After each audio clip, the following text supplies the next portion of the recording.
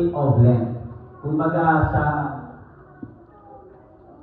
ilang linggo ng Kwaresma, ito yung pangatlo, and last 2 Sundays, pinag-usapan natin about sa test. May mga sermon ni Pastor Mary, na pinagdaanan at pinagtagumpayan ni Jesus. Ang ating teksto naman ngayon is nakasentro sa kasalanan. Let's talk about kasalanan tungo sa kapatawaran. Pag sabi sa katabi mo, kasalanan. Ba't yung iba galit? Tungo sa kapatawaran. Sige po. Ang salitang kasalanan ay galing sa root word na sala. Alam niyo po yan sa mga Tagalog, sala. No, target ko kumagit, no, na tamaan din bullseye is sala. Ibig sabihin, you miss the point. You miss the center. Hindi ka tumama, kaya ang tawag is sala. Kung tayo ay may sala, ibig sabihin, we miss the point, the center of the commandment of God. Hindi natin na sentro at natumpok o anong titawag na lipan? Natamaan, bilin niya ang Diyos. Ibig sabihin, hindi tayo tumama sa pinabuto sa atin ng Panginoon, kaya tayo nakakagawa ng kasalanan.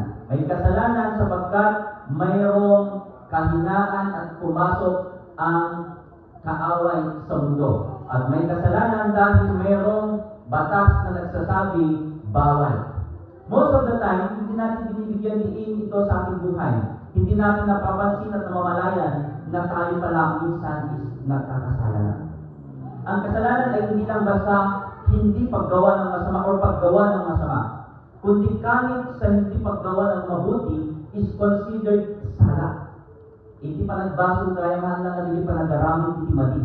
Kundi kay ure di saan nga pa nagaramit iti naimbag, magibilang nga basol.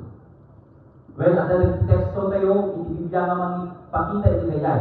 Dahil marami ang sinabi ng Panginoon na gawin natin mabuti. Ngunit most of the time, hindi natin ginagawa.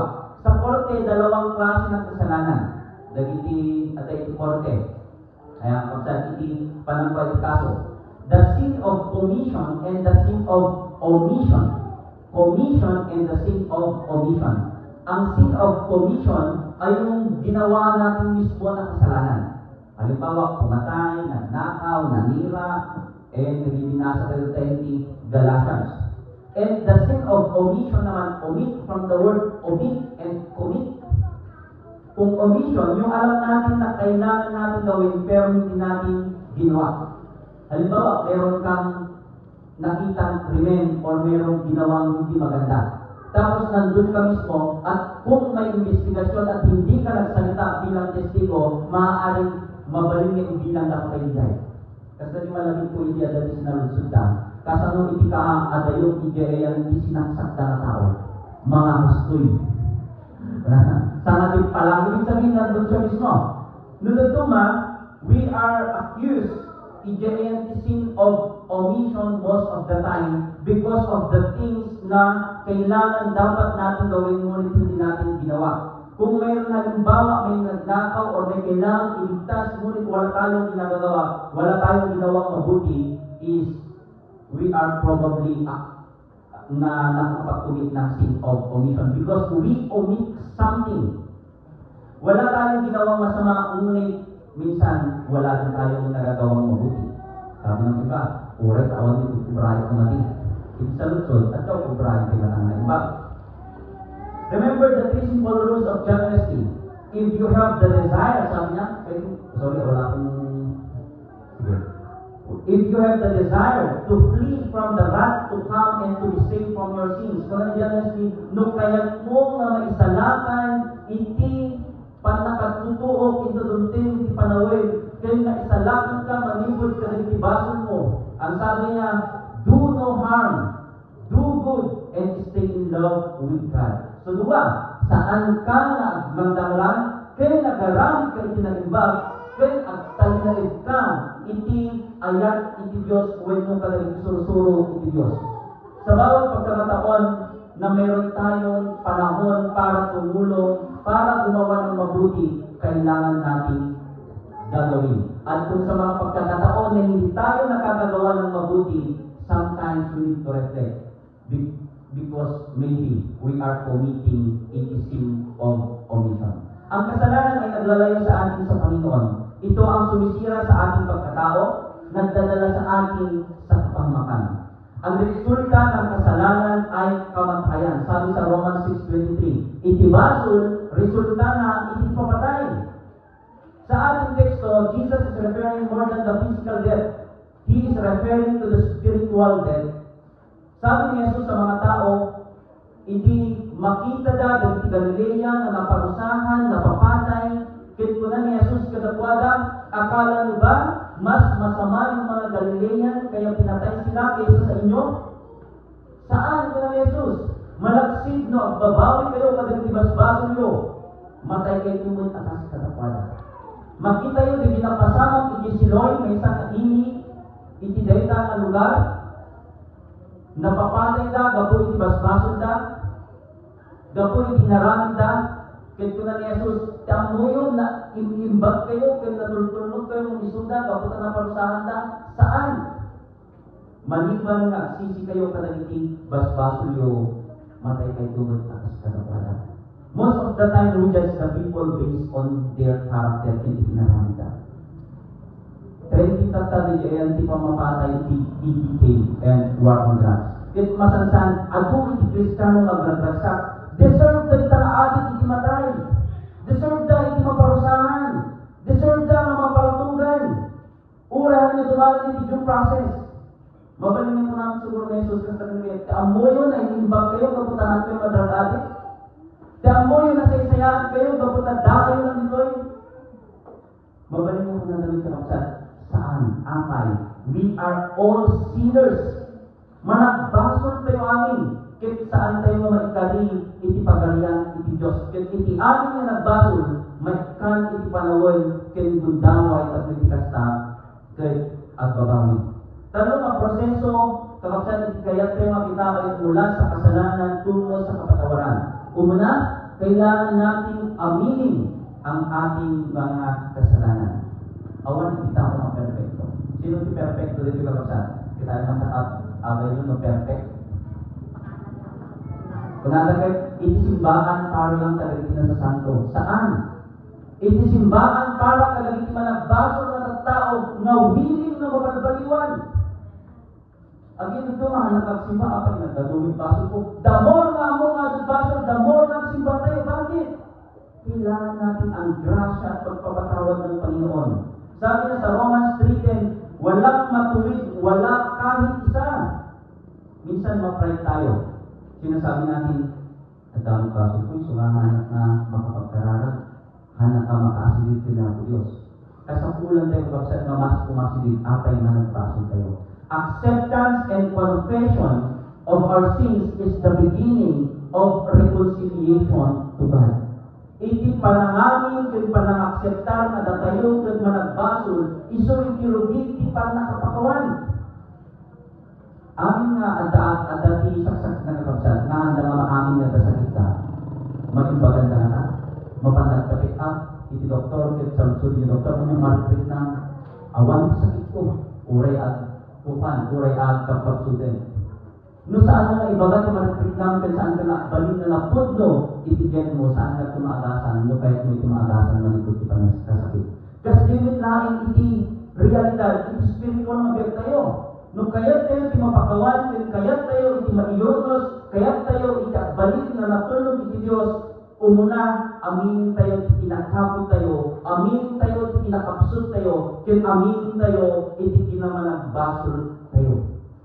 Kung inaanod natin ang mga bagay natin na siyang nagpapabigat sa atin, gumagaan tayo. Nung isuko tayo kanyang kiniapo Diyos dili dadaksin tayo. Riribok itibiyag, basbaso itibiyag, mapalagkan tayo. Ano ba ang kailangan natin aminin sa Panginoon? Kung may mga attitude tayo hindi ka nais-nais, isuko natin sa Panginoon. Lord, managbaso lang. Saan ko maikat ibig sa umidakis? Saan ko maikat dito mabisyo? Saan ko maikat dito maaramid? Lord, saan ko nga kaya? Saan ko maikat iti kinasagot ko nga agimo? Saan ko maikat iti kinasagot ko nga Bible study, Lord? Gapunta sa bali iti priority. Isuko ka. Remember, ang kasalanan ay hindi lang paggawa sa masasama, kundi pati sa hindi paggawa ng mabubuti. Naimbag kita kararap, naimbag kita dewasyon, naimbag kita gimong, naimbag kita pasalamat, naimbag kita tumulong iti sa bani. Kaya tulad dumanuhan tayo marami, mabaling na perfect tayo. Ibig sabihin, ako sarang na kami man, pastor, iti basihan. But the more na amu tayo, nga dahil ito kapsat, kaya natintas nga arami nga tayo nga arami din. Kaya at dami itulundaway tayo mga arami. Ag-reflect tayo kaya itibigad tayo. Kung sinasabi natin wala tayong kasalanan, sabi nga sa 1 John 1:8, dinadaya natin ang ating sarili at wala sa atin ang katotohanan. First, we need to remember and we need to accept that we are all sinners. Uray na kami ng pastor, uray amin na workers, uray dinuminggo nga agda, isugaro niya kasapulan tayo, itikas din na aramid, tapos itikas ta, agtuloy, mamaiya tayo, iti panagbaso. Second, naumot tayo, managbasok tayo, magsisi at talitdan ang kasalanan. Sabi niya sa John 1:9, 1 John 1:9, kung pinapahayag natin ang ating mga kasalanan, maaasahan nating ipapatawad sa atin ng Diyos ang mga ito at lilinisin tayo sa Diyos ng lahat sa ating mga kasalanan sapagkat ang Diyos ay matuwid. Kung nakakapsat, ada iti pananami, ada iti panagtakder nga agbabawi tayo, kwentalimutan tayo, iti baso. Apay, ti Diyos na asi, ti Diyos managaya. Ang pagsisi at pagtalikod sa kasalanan ay may kaakibat na pangako na hindi na natin gagawin at babalikan ang kasalanan. Hindi na natin babalikan ang hindi kaaya-ayang ugali.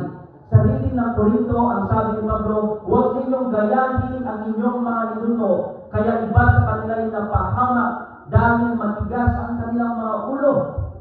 Yun, binasa ni Kuya Emarotay, that even there are times, days, na 23,000 ang namamatay because of their sins.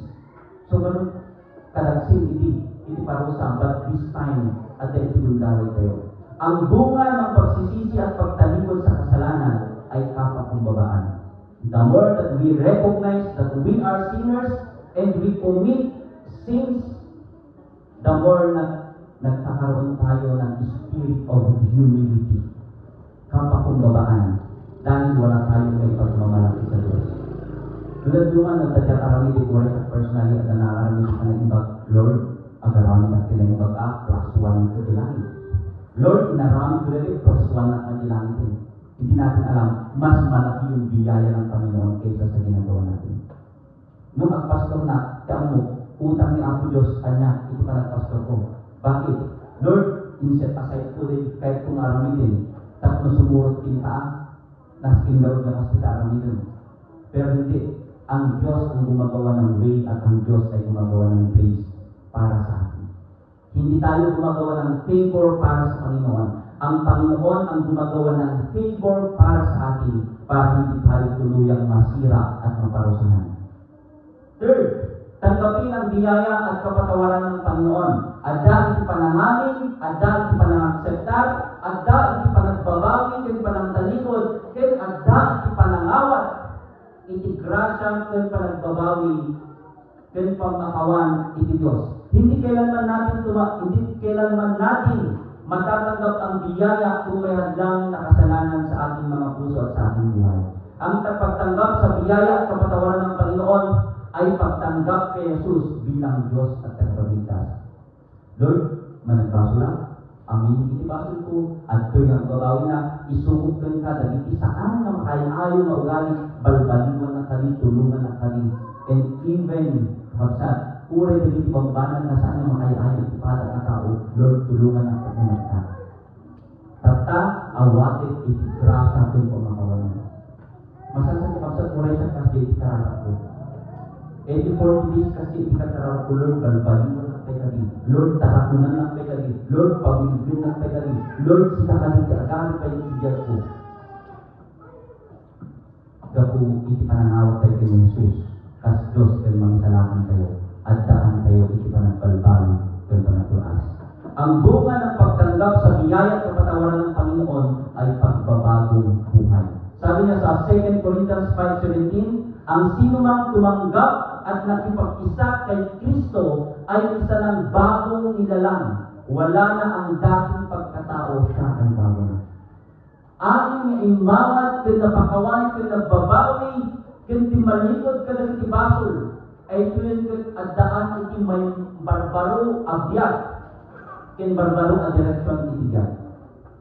Kahit na sa way adan iti sa bali na perspective tayo iti diyan.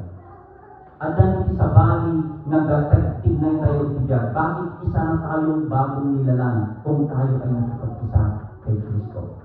Ang tinanggap ng Diyos bilang anak niya, sabi niya sa 1 John 3:9, hindi na nagpapatuloy sa pagkakasala sapagkat siya'y may bagong buhay na galing sa Diyos. At yaman sa Diyos ang Ama niya o ang Diyos ang Ama niya, hindi siya mag-aaring magpatuloy sa pagkakasala. Naman minsan, ito pa nagdawat, ito pa nagbabawi, basbaso, 180 degrees na pa nag-turn iti baso. Hindi 360 degrees at sublay tayo ka. Ibig sabihin na sa ng kalikod. Lastly, ang talinghaga sa puno ng igos, binibigyan tayo ng pagkakataon na magsisi, na lumapit sa Kanya. Kunana, diyan istorya na tayo, diyan talinghaga. At dahil may isang farmer na banbantay, kahit kunana, tatlong tawin ko, mapan dito, 3 taon na akong pabalik-balik dito. Wala pa rin bunga ang igos na ito. Bukanin mo, tanggalin mo na kasi wala nang pakinabang. Pero alam niyo ang nasabi ng nag-aalaga, bigyan mo ako ng kahit 1 taon pa. Ikukultivate ko, palalaguin ko, lalagyan ko ng abono, aalagaan ko, baka sakaling magbunga sa susunod na taon. Pero pag hindi pa rin nagbunga, ipapuputol mo na. Mga kapatid, ibig sabihin ng talinghagang ito ay pagkakataon na tayo'y bumalik sa Panginoon. At yun yung team ng ating Kwaresma.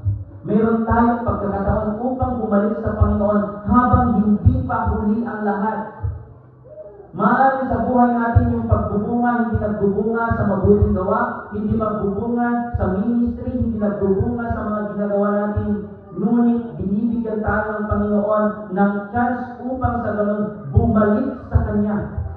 Sabi niya sa first reading kanina, binasa ni Papa sa Isaiah 55, hanapin ninyo si Yahweh, birukin ninyo ni Yahweh habang makita yung pay. Tawagin ninyo habang asitik pa yung suna. Tawagan ninyo habang asitik pa yung suna. Ang mga gawain ng mga tao sa may dapat taligdan, magbago at bumalik sa Panginoon. Bakit? Baka darating ang panahon wala na tayong chance na bumalik sa Panginoon. Saan kayo mag-urahin na duntin si Panawin?